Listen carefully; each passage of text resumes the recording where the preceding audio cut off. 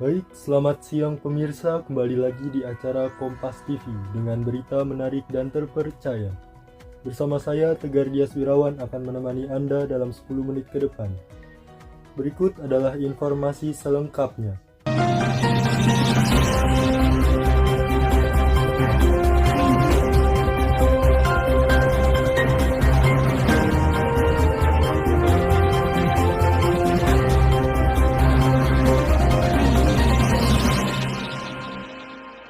Saudara, DPR batalkan revisi Undang-Undang Pilkada.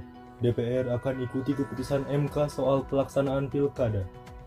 Wakil Ketua DPR RI Sufi Dasko Ahmad memastikan hari ini DPR membatalkan pengesahan Undang-Undang Pilkada karena sidang paripurna pelaksanaan Pilkada akan menggunakan keputusan Mahkamah Konstitusi. Pada hari ini, tanggal 22 Agustus, hari Kamis pada jam 10 siang, setelah kemudian mengalami penundaan selama 30 menit, maka tadi sudah diketok bahwa revisi Undang-Undang Pilkada tidak dapat dilaksanakan. Artinya pada hari ini, revisi Undang-Undang Pilkada batal dilaksanakan. Baik, kita perbincangkan saudara terkait dengan DPR yang batalkan revisi Undang-Undang Pilkada dan dinamika bagaimana aksi unjuk rasa pada hari ini, dan terbaru tadi adalah respon dari KPU yang akan mengikuti keputusan MK. Sudah bergabung bersama kami yaitu Guru Besar Kebijakan Politik Universitas Hasanuddin, Profesor Muhammad Nur Sadik. Selamat malam, Prof. Prof, kalau kita lihat dinamikanya sangat dinamis ya. Ada unjuk rasa dari pagi hingga sore, kemudian DPR akhirnya batalkan revisi undang-undang dengan alasan karena tidak korum. Kemudian tadi kita juga mendengar respon dari KPU soal tadi mengikuti keputusan dari MK. Anda melihat dinamika yang terjadi ini sebagai pakar pengamat kebijakan publik. Apakah ini karena ada resahan, desakan, kegelisahan dari publik sehingga mereka turun ke jalan untuk menyuarakannya? Ini akibat proses pembuatan kebijakan publik yang gak benar. Jadi akibatnya adalah ada penolakan dari masyarakat, tidak melalui proses pembuatan kebijakan publik yang benar. Kita harus melakukan identifikasi masalahnya, kemudian agenda settingnya, formulasinya, legitimasinya, implementasinya, dan baru sampai ke evaluasi. Ini belum sampai ke implementasi, tidak ada identifikasi, tidak ada agenda setting, tidak ada formulanya seperti apa, apalagi legitimasi langsung implementasi. Akibatnya adalah ada penolakan dari masyarakat. Ini bukti nyata bahwa kebijakan ini tidak benar proses pembuatannya.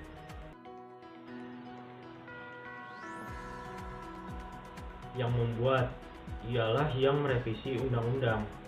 Mahkamah Konstitusi itu sudah benar. Harusnya yang aktif di sini bukan DPR, KPU-nya yang aktif bagaimana mengimplementasikan kebijakan dari mana. Mahkamah Konstitusi yang menurunkan ambang batas untuk mencalonkan seorang bupati, Pak Gubernur, wali kota untuk menjadi kepala daerah. Oke Pak, jadi ada kebijakan publik yang tidak tepat, tidak benar, sehingga membuat para publik merespon dengan aksi unjuk rasa hampir di semua daerah. Kalau menurut Anda, jika tidak benar, kenapa akhirnya DPR ini masih ngotot ingin sekali merevisi Undang-Undang Pilkada meskipun sekarang sudah dibatalkan? Ya, jadi begini Pak, kemajuan suatu bangsa ditentukan oleh demokratisasi. Nah, di Republik kita ini yang bermasalah adalah implementasi daripada demokrasi itu. Tidak ada negara maju satupun di planet bumi ini tanpa adanya kebebasan itu. Ini kan menarik dari MK untuk membuka peluang demokrasi itu. Bayangkan saja kalau partai politik yang mempunyai 20% baru bisa mencalonkan. Bagaimana jika tidak mampu mendapatkan 20%? Itu kan namanya menghambat orang untuk mencalonkan. Padahal kita perlu kebebasan untuk mencalonkan. Demokrasi kita itu tidak sehat kalau pemilihan itu melawan kotak kosong. Harusnya mencari lawan supaya jika ada lawan, ya kita menghasilkan sesuatu yang baik. The genius of demokrasi itu di prosesnya. Kehebatan demokrasi itu adalah prosesnya. Kalau prosesnya sudah tidak benar, jangan tanya lagi, Pak. Pasti hasilnya tidak benar juga.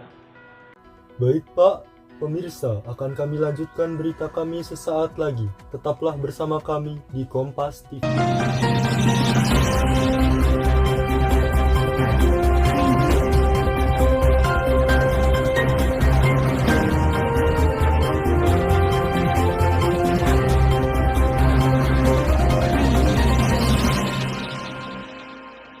Aqua percaya akan kebijaksanaan dan keajaiban alam. Aqua berasal dari gunung-gunung terpilih, bukan tempat yang mudah tercemar. Aqua disaring oleh lapisan bebatuan pelindung tanpa proses rekayasa. Aqua mengandung mineral alami tanpa tambahan zat berbahaya. Sehingga Aqua terasa dingin tanpa didinginkan. Jelaskan kalau tak semua air itu Aqua. Aqua 100% murni.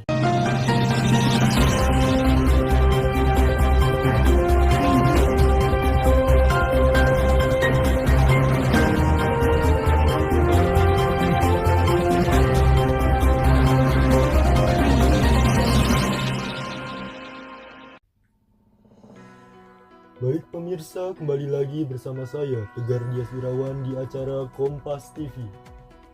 Baik, berita selanjutnya dilanjutkan kembali oleh Profesor Muhammad Nur Sadiq. Izin Pak, DPR saat ini sudah menyatakan kalau batal merevisi Undang-Undang Pilkada, meskipun ini masih berupa lisan, disampaikan oleh Ketua DPR. Kedepannya ini DPR harus berbuat apa sehingga benar-benar respon publik ini tidak semakin arogan, semakin kesal, karena tujuan DPR seharusnya mewakili aspirasi masyarakat.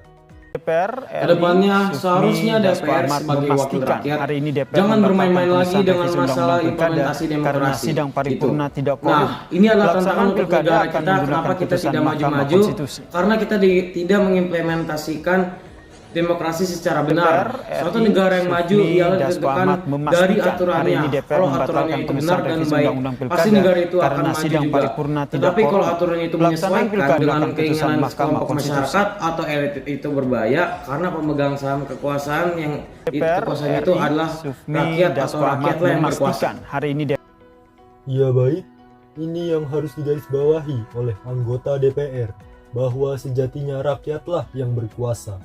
Kemudian batalnya revisi Undang-Undang Pilkada ini juga sudah mendapatkan respon dari KPU. KPU menegaskan bahwa akan mengikuti keputusan MK terkait dengan aturan pilkada ini. Sebelum saya meminta maaf dari Profesor, saya ingin ajak Prof dan juga pemirsa Kompas TV untuk mendengarkan penjelasan lengkap dari KPU. Berikut penjelasannya. Kita juga sudah menyiapkan adaptasi atau mengambil substansi keputusan yang kemudian kami normakan dalam draft PKPU yang kami kirimkan ke Komisi 2 atau DPR pada tanggal 21 Agustus 2024. Untuk selanjutnya, setelah kami melakukan rapat pleno hasil pemilu pasca PKPU kedua di Mahkamah Konstitusi, kami juga menyampaikan bahwa kami dengan tegas akan melakukan keputusan Mahkamah Konstitusi. Adapun langkah-langkah lanjutan berkaitan dengan yang kita lakukan terkait dengan tindak lanjut keputusan ini. Kami melakukan langkah prosedur dengan tertib. Prosedur yaitu dengan melakukan konsultasi, dengan melakukan pembahasan di Komisi 2 atau di DPR. Ya Prof, tadi sama-sama kita dengarkan akan mengikuti aturan dari MK agar publik ini tidak reaktif lagi, tidak makin kesal. Menurut Anda, langkah konkret yang diambil oleh KPU seperti ini akan seperti apa? Ini akan seperti langkah konkretnya KPU. Harus mengimplementasikan kebijakan dari Mahkamah Konstitusi dan harus mengadakan pembicaraan dengan DPR, khususnya Komisi 2 dalam pelaksanaan proses pilkada yang mengimplementasikan kebijakan atau keputusan dari MK yang menurunkan ambang batas itu dari 20% ke 7,5%. Saya rasa ini sehat dalam demokrasi kita. menunjukkan kebebasan dalam partai politik untuk mengusulkan baik itu calon gubernur, wali kota, dan bupati di seluruh Indonesia. Sekali lagi, kita perlu kebebasan, kita perlu demokrasi. Ukuran tingkat kemajuan suatu negara yang ditentukan dari tingkat kebebasan yang ada di dalam negara itu. Baik Pak, terima kasih Guru Besar Kebijakan Publik Universitas Hasanuddin, Profesor Muhammad Nur Sidik, telah meluangkan waktu dan berbagi perspektif bagaimana reaksi publik atas revisi Undang-Undang Pilkada dan terbaru yang tadi sama-sama kita dengarkan. DPR telah membatalkan revisi Undang-Undang Pilkada. Terima kasih Prof dan pemirsa yang telah menyimak berita ini dengan baik dan seksama. Sampai jumpa di berita berikutnya dan selamat siang.